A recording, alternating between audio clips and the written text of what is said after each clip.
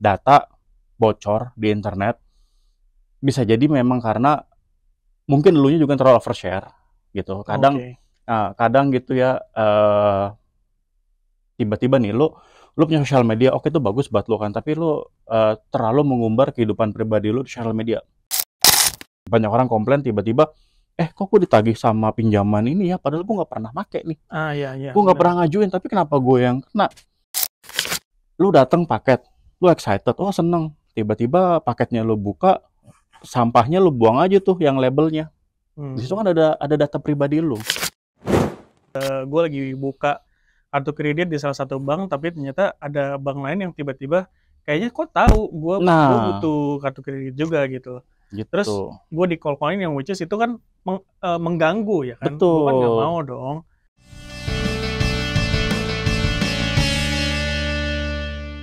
Halo, bro. Yes, Aduh, sehat. sehat, bro Sehat Ruli. badan, sehat pikiran? Sehat semuanya. Alhamdulillah, Alhamdulillah. bagus, sehat kalau semuanya. Iya, iya, Karena iya. kadang orang tuh ada sehat badan, tapi pikirannya nggak sehat, Iya, nggak kemana-mana. balance ya. Nggak Ya, balance, harus kayak gitu balance lah kan. kita. Bener. Oke. Jadi bro di eh, hari-hari ini tuh banyak banget ya sekarang tuh orang tuh lumayan sudah cukup dipusingkan dengan dunia yang sehari-hari mereka temui, Mm-mm. tapi karena sekarang zamannya teknologi digital, orang juga banyak ditakutin ya sama kriminalitas Hmm. atau mungkin sekarang itu bahasa ngatarnya cyber Hmm. security Ya. gitu ya. Nah, cyber security kalau kita ngomong banyak hal gitu ya, tapi yang paling ngetren nih mungkin sekarang itu tentang data breach Ya. gitu. Tapi sebenarnya data breach itu apa sih?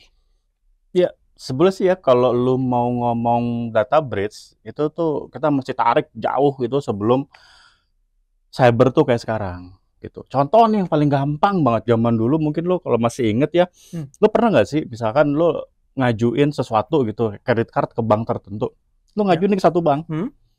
oke nih bank A, lo diproses sama mereka, diterima, lo seneng, tapi beberapa hari kemudian ada yang nelfon dari bank lain, Ya. nggak apa nawarin juga, I atau see. mungkin produk yang lain, ada juga asuransi juga begitu kan, salah Mm-mm. satunya kan. Nah Ya. contoh kayak gitu. Nah, ya, ini mungkin secara nggak langsung bisa dibilang either ini kebocor data breach, data itu bocor atau mungkin ada data sharing di antara mereka ya kita nggak Hmm. tahu kayak Ya. gitu. Nah kalau misalkan konteksnya dengan sekarang dengan data breach ya kita tahu lah ya yang namanya data bocor di internet bisa jadi memang karena mungkin elunya juga terlalu overshare gitu. Kadang Oke. kadang gitu ya tiba-tiba nih lu punya sosial media, oke itu bagus buat lu kan, tapi lu terlalu mengumbar kehidupan pribadi lu di sosial media.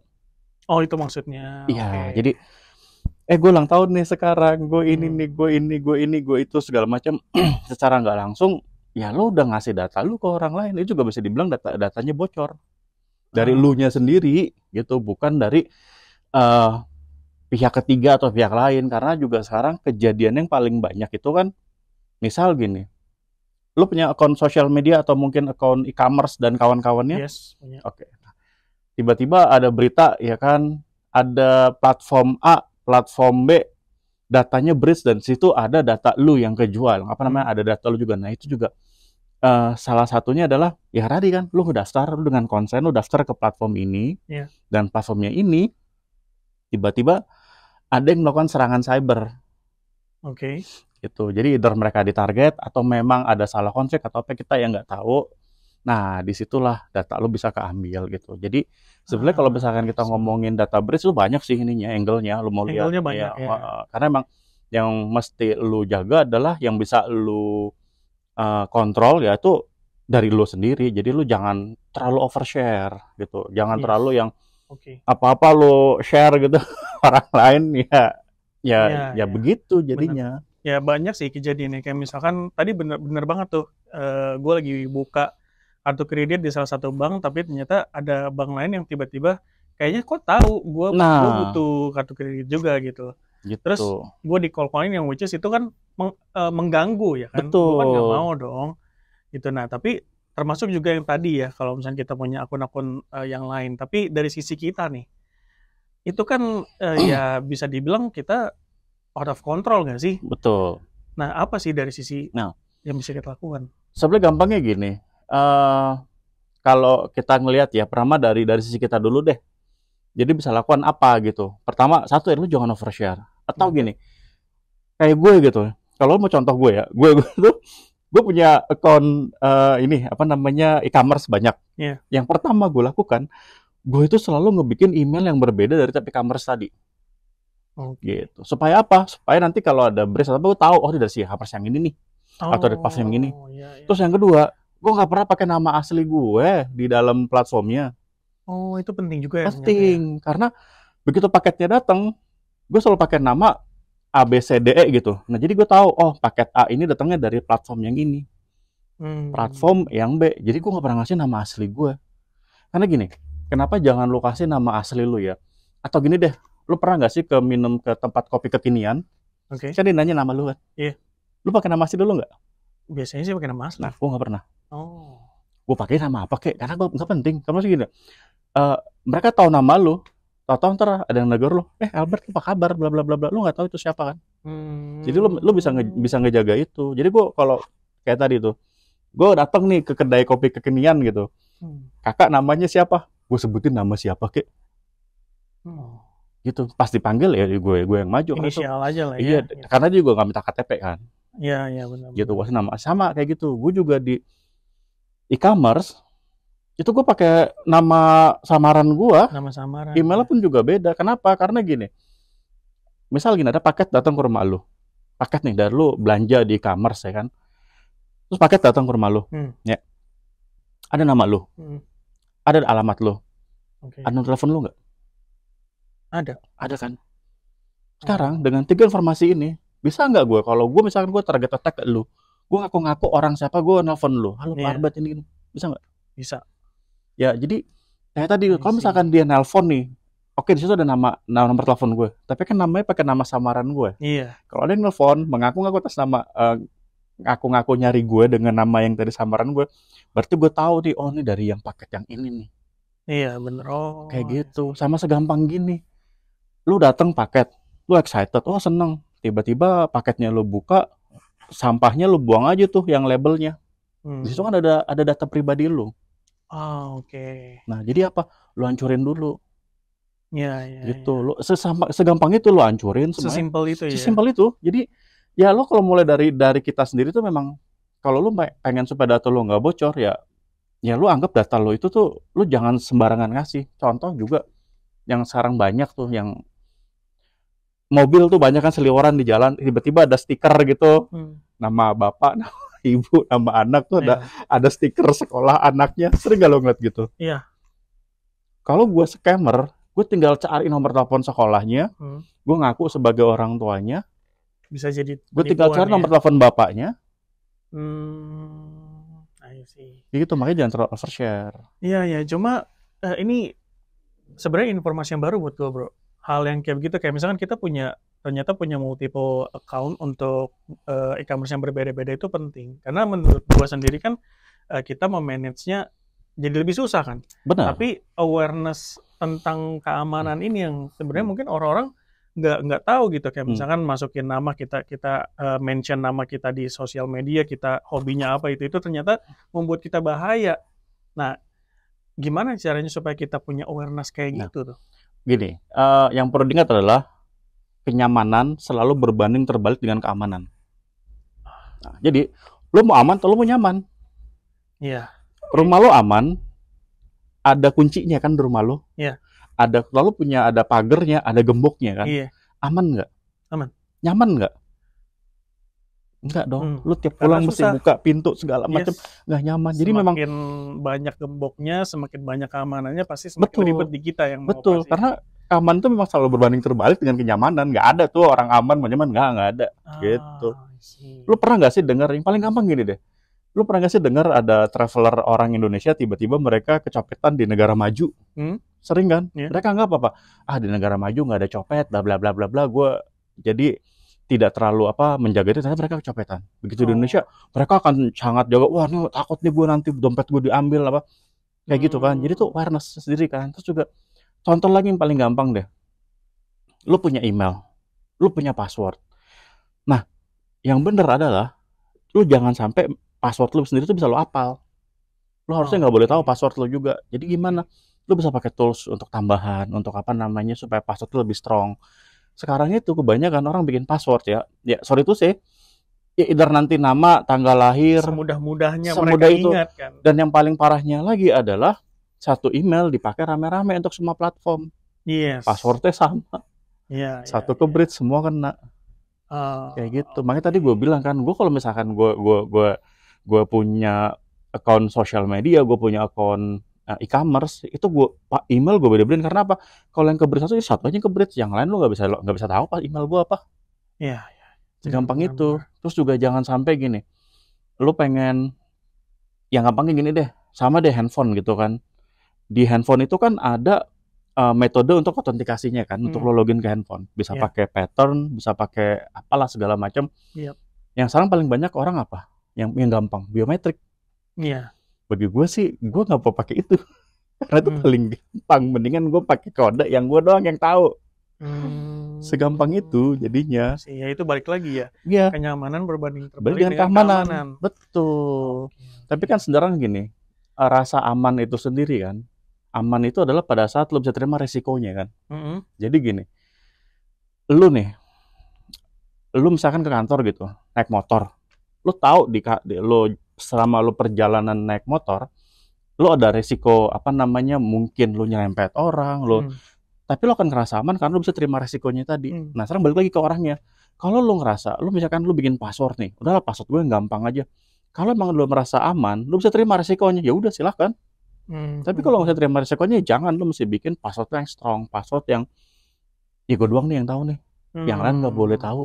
Tapi permasalahannya terkadang bukan kita terima atau enggaknya, tapi kita nggak tahu resikonya. Nah, Itu gitu. masalahnya. Bener. Karena gini, resiko itu lu nggak tahu karena ya either emang karena lu belum ngalamin, Iya, lu betul, belum betul. tahu, jadi lu nggak suka, memang ini sesuatu yang baru gitu. Kalau karena Iya. kalau sesuatu yang baru itu malah resikonya jadi nggak bisa diukur. Tapi kan kalau sekarang ya, ya lu bisa cari lah, lu bisa cari di googling tentang tadi kan keamanan Iya. data, tentang apa data bocor, terus penyalahgunaan data. Banyak banget loh sekarang yang apa namanya tuh, banyak orang komplain tiba-tiba, kok gue ditagih sama pinjaman ini ya, padahal gue nggak pernah make nih. Ah, iya, iya, Gue nggak benar. pernah ngajuin, tapi kenapa gue yang kena? Datanya udah Yes. bocor. Segampang Ah, itu. oke. Oke, data breach ya. Kalau ngomongin secara individual berarti mungkin angle-nya seperti itu. Nah, kalau yang tahun 2023 pokoknya kayaknya setelah pandemi itu ya, kita masuk ke dalam dunia digitalisasi gitu. Semakin banyak berita-berita tentang data breach nih. Betul. Bahkan perusahaan-perusahaan besar itu kena. Mm-mm. Nah, itu gimana tuh? Nah, kalau kita ngomongin data breach corporate, nah ini menarik nih. Ingat tadi awal kita bicara yang tiba-tiba lu ngajuin ke A, yang B juga nelpon, C Iya. juga nelpon. Nah, Hmm. ya correct me if I'm wrong ya. Jadi pemerintah itu sekarang udah ada undang-undang perlindungan data pribadi Ah, untuk ya. konsumen. Oke. Nah, itu tahun ini nih dijalanin bulan Oh, oke. Oktober. Intinya apa? Jadi si penyedia tadi layanan itu nggak boleh sharing data. Mereka kalau sharing data Hmm. ketahuan itu, seingat gue tuh ada sanksinya. Ya, Sama ya. juga mereka harus jaga data lu supaya nggak bocor. Gitu. Lu ngasih data nih ke mereka. Misalkan kalau dari si A gitu, lu ngasih data, lu ngajuin sesuatu, lu ngasih data. Nah, nanti si penerima data itu mesti ngejaga datanya. Nggak boleh juga di-share. Kalaupun di-share, mesti ada konsen dari lu mesti setuju apa nggak datanya di-share. Kayak gitu. Oh, Karena dulu itu, oke. ya bisa begitu, ya kalau menurut gue sih memang belum ada regulasinya aja. I see. Sekarang nih udah ada regulasi dan ini penting banget nih regulasi ini nih, dan gue tuh sangat senang gitu dengan ada regulasi, berarti kan udah tahu, udah ya setidaknya ada yang ngelindungin lah ya. Hmm. Jadi Hmm. apa, data gue nggak disalahgunain nih gitu. Nah, Ya. sekarang kayak tadi tuh kebocoran data di mana, di organisasi. Sekarang banyak lah ya contohnya yang kita dengar kan. Hmm. Organisasi A kena, B kena, C kena. Terus tahu-tahu katanya data kita ada di dark web, apa Ya. di segala macam lah, apa kita nggak tahu segala macam. Sampai muncul ke dark web ya. Nah, kalau nanti mereka itu kejadian, menurut gitu itu ada sanksinya gitu. Jadi Oke. ntar kita tinggal harus lebih selektif aja sih, misalkan membeli layanan, ini data gue aman nggak sama mereka Oke. gitu. Jadi apa nih yang mereka lakukan untuk ngamanin data gue Yes, itu gitu. pertanyaan selanjutnya. Apakah mereka apa nih yang mereka punya? Mereka punya nggak campaign untuk apa? Misalkan awareness atau apa? Nah, itu mesti kita lihat nanti kayak Oh, gitu. I see, I see. Itu berarti kan dari sisi kita harus jaga-jaga nih. Bener. Tapi kalau misalkan andai kata perusahaan gue juga mau menjaga, karena kan kita kan menyediakan services ke customer, Mm-mm. ada data-data customer nih. Kira-kira apa sih yang bisa dilakukan sama perusahaan gue untuk menjagain data breach itu? Yang paling gampang tuh adalah pertama gini ya. Kalau kita ngomongin tentang data breach, ini berarti kita ngomongin tentang security. Security itu in general tuh ada tiga topik. Oke. Teknologi, people, proses. Nah, yang paling penting adalah di people-nya dulu, orangnya. Oke. Orangnya ini udah pada aware atau belum? Hmm. Nanti gini, ada nggak nih apa namanya awareness tentang, taruhlah sekarang itu paling banyak orang yang kena apa data breach itu pertama dari phishing gitu. Jadi ya Ya. tiba lu dapat email kan, dapat email lu ngeklik, nanti dia akan ngedownload sesuatu. Ya. Taruhlah dia akan ngedownload apa namanya stealer Oke. malware. Stealer malware itu apa ya? Nah, stealer itu tuh gini, stealer itu sebenarnya tuh malware tuh. Nah, malware itu sendiri itu kayak virus lah ya kalau zaman dulu kita nyebutnya ya, Oke. komputer kayak virus. Nah, tapi stealer itu tugasnya cuma satu. Dia akan mengcopy username password lu yang lu save di browser. Kan lu kadang suka tuh kalau di browser ada you want to save this Masukin, password, lo ya. yes. Nah, dia ngambil dari situ. Dan ini banyak kejadian yang data breach ada sekarang kita dengar. Awal muasalnya dari si stealer ini. Wah. Jadi stealer ini ngambil data lu, ditaruh di dark web. Nah, nanti sama mereka dijual datanya. Nah, nanti kalau udah target attack tinggal cari aja. Ada nggak nih organisasi ini nih, gue tinggal dibeli datanya. Bisa dibeli, lu tinggal login atas nama orang yang tadi kena. Gitu. Segampang itu. Ada, semua informasi udah ada kayak gitu. Dan beberapa kejadian apa asal muasalnya dari stealer. Itu Gitu. I see. Itu Pertama, berbeda lagi dengan phishing ya. Beda. Nah, gini, stealer itu adalah itu metodenya, itu apa namanya teknologinya yang dipakai nih. Nah, phishing itu metodenya biasanya diambil either dari email. Jadi dia akan ngirim sesuatu nih, email nih yang kamu menang ini bla bla bla bla, klik di sini. Atau mungkin dia browsing nih ke website yang lu nggak tahu kan, terus mungkin gitu tempat lo nggak ada apa namanya web filter atau apa. Jadi bebas browsing kemana aja. Dia download, blar, kena. Segampang itu nanya. Gitu. Jadi yang namanya kita ngomongin security, apalagi data breach ya, itu nggak cuman ngomongin people, tapi ada teknologi dan ada prosesnya lagi. Nah, people-nya tadi, awareness-nya nih, user lu udah pada aware belum? Kalau misalkan apa namanya phishing itu bahaya, kayak gitu. Terus juga nanti misalkan antivirus gitu kan, ada nggak nih antivirus di dalam laptopnya, workstation-nya, atau mungkin EDR atau apa kayak gitu. Kenapa? Once kebanyakan tuh yang kena stealer tadi cuma satu sih masalahnya, lupa ngupdate antivirus. Segampang gitu. Ya apalagi sekarang modelnya zaman work from everywhere ya. Betul. Laptop dibawa kemana-mana, nggak di manage-nya. Nah, sekarang gimana cara lo bisa mastiin semua laptop yang tadi WFH itu semuanya harus terupdate sesuai dengan policy yang ada di tempat lo kerja. Nah, itu pusing pasti itu. Nah, itu ada teknologinya lagi nanti gitu. Jadi kita ke situ nanti kita ada nih teknologi yang untuk misalkan pokoknya semua laptop harus update-nya yang sama nih. Misal update-nya versi 10, semua harus versi 10. Dan yang paling penting apa? OS-nya. Itu yang paling sering lupa. Oke. Update OS ya. Gini, kita ngomongin aja deh ya, yang apa? OS yang paling banyak dipakai sekarang apa? Windows setiap Selasa ngeluarin patch nggak? Security patch Tuesday kan? Iya. Berapa banyak orang yang update? Wah, termasuk gue sih nggak update kan? Segampang itu. Kayak gitu. Jadi yang simple kan sebetulnya masalahnya masalah patch update awareness. That's it.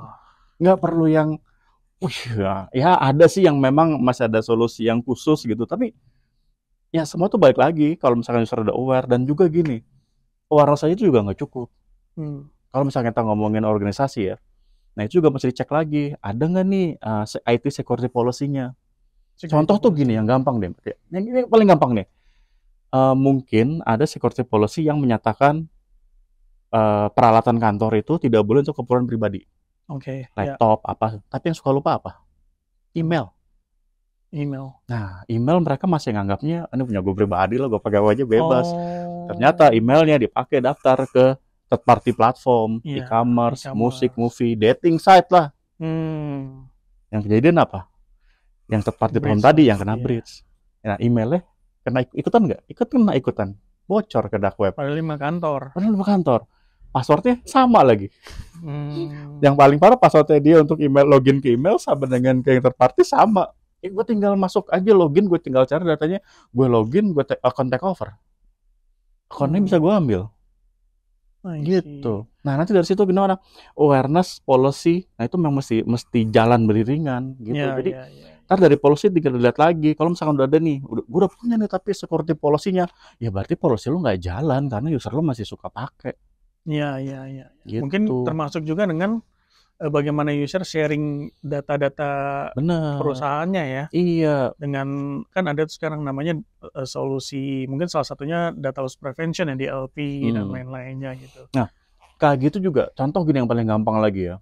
Kalau lu pakai misalkan sekarang tuh ya sharing file zaman dulu sama sekarang tuh beda. Kalau zaman dulu kan lu datang pakai apa? Flash disk Ya, atau lo pakai DVD itu betul. pakai DVD gitu kan ya. Ya, Atau pakai apalah sih gitu. ah, Sekarang mah kagak lu taruh ke cloud aja. ya, ya. Gue Cloud tinggal storage semua. gue tinggal taruh cloud storage, gue kasih account dan yang parahnya itu ya, yang sering gue temuin tuh di cloud storage itu open for public. Semua orang bisa ngambil. Itu banyak yang nggak Ah, sadar. yes, Padahal banyak kan yang tinggal nggak tahu. semudah ya lu filter aja misalkan yang boleh login si Ruri, ya Ruri aja yang boleh, yang lain mah ngapain? Ya, ya, ya, Albert ya udah Albert aja, yang lain mah ngapain? Emang capek di elunya, tapi ya emang begitu. ya, ya, ya. Harus ada policy-nya juga Polusi lah untuk sama lah kayak gini lah. storage.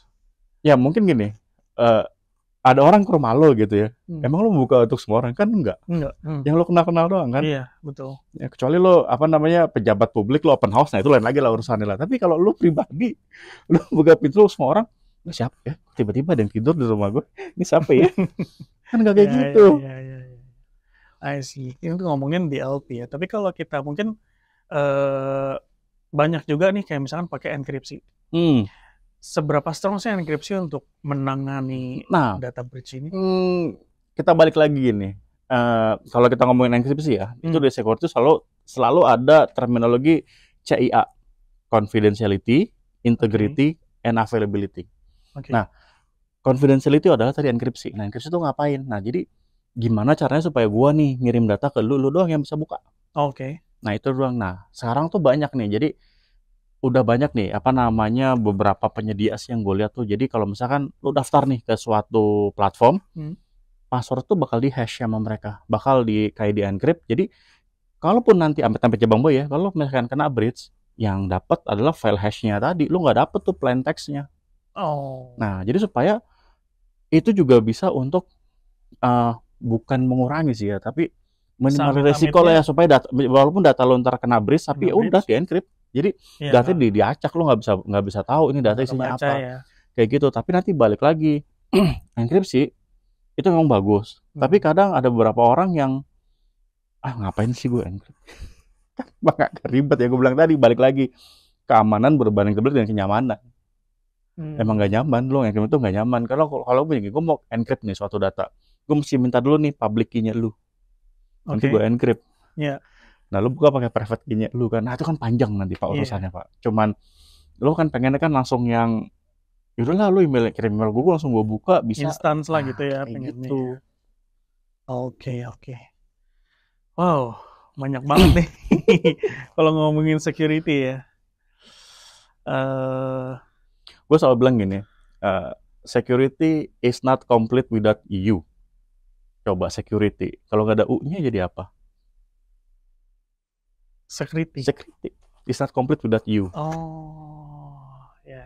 Jadi ya memang lu yang kita, human is the weakness link, awareness lu. Jadi manusianya secanggih, gue selalu bilang gini, gue selalu berpendapat adalah ya secanggih apapun teknologinya, kalau manusianya nggak aware ya sama aja bohong.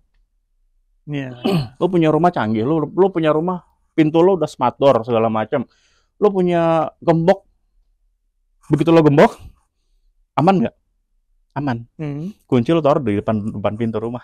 Oh, ya, ya, ya. Usernya kan segampang Good itu. one. Ya, ya, ya. Betul. Sama lu pakai smart door. Password tapi satu. Ya lah. Ya gitu. Jadi memang mesti people-nya yang aware, yang eh manusianya yang harus tahu nih. Kayak tadi kan kita ngomongin apa, data breach ya. Emang dari lu nya juga mesti aware, data lu ini tuh memang memang rahasia, ini pribadi, jangan lu overshare Ya, ya, ya. gitu. Cuma nih tahun-tahun lalu kita banyak mengalami juga, tapi di tahun yang akan datang atau tahun ini nih, kira-kira tantangan terbesar apa sih yang mungkin kita hadapi gitu? Ya, kalau tantangannya itu selalu sama, masalah awareness. Jadi masalah awareness yang gue bilang tadi, lo ngomongin security itu selalu 3. People, teknologi, proses. Oke. Teknologi, people, proses. Nah, semuanya ini tuh mesti jalan. Jadi lo punya teknologi bagus, tapi kan kalau teknologi bagus lo doang kan jadi begini nih ke atas. Ya, User lo nggak aware, aware. proses lo nggak ada. Proses nggak ada tuh dalam arti nih, kalau kita ngomongin organisasi ya, lo teknologi bagus nih, lo pakai solusi dari ujung ke ujung, EDR, firewall segala macam, tapi nggak ada proses yang untuk mayung semua itu supaya jadi. Contoh gini deh, pakai firewall gitu. Nah, kapan nih firewall boleh dirubah? Kapan orang boleh login? Nah, kalau itu nggak ada sama aja bohong, bro. Jadi tangan terbesar tadi selalu tuh, pokoknya kita ngomongin teknologi, people, proses, di people-nya awareness. Jadi usernya juga mesti tahu nih apa sih, terus secara organisasi juga apa sih mesti dilakukan. Misal gini, contoh kayak tadi tuh, lo nggak boleh lo pakai laptop pribadi, laptop kerjaan untuk dipakai untuk keperluan pribadi. Contoh gini juga yang paling gampang tuh ya. Banyak nih ya kalau yang melakukan ini secara nggak sadar ya, lu make instant messaging yang harus ada di handphone lu, keperluan pribadi, tapi lu pakai yang versi web. Itu punya kantor. Segampang itu. Gitu kan. Nah, itu lu ya secara policy lu udah nyalahin, kecuali kalau memang di kantor lu pakai instant messaging tadi ya. Gitu. Nah, itu lain lagi urusannya kayak gitu. Nah, jadi tantangannya ke depan awareness people-nya. So, nanti teknologinya nih jadi dari orangnya udah aware, nanti proses seperti apa nih policy-nya. Terakhir ultimate-nya adalah teknologinya apa nih yang bisa gue terapin. Gitu. Kayak tadi kan contoh misalkan user gitu kena stealer. Nah, teknologinya apa? Banyak sekarang. Ada pakai EDR, endpoint detection response, atau lu pakai antivirus lah yang gampang kayak gitu kan. Atau nanti misalkan lu tanya lagi nih, kalau gue mau ngamanin organisasi gue gimana? Ya lo mau ngamanin mana dulu nih?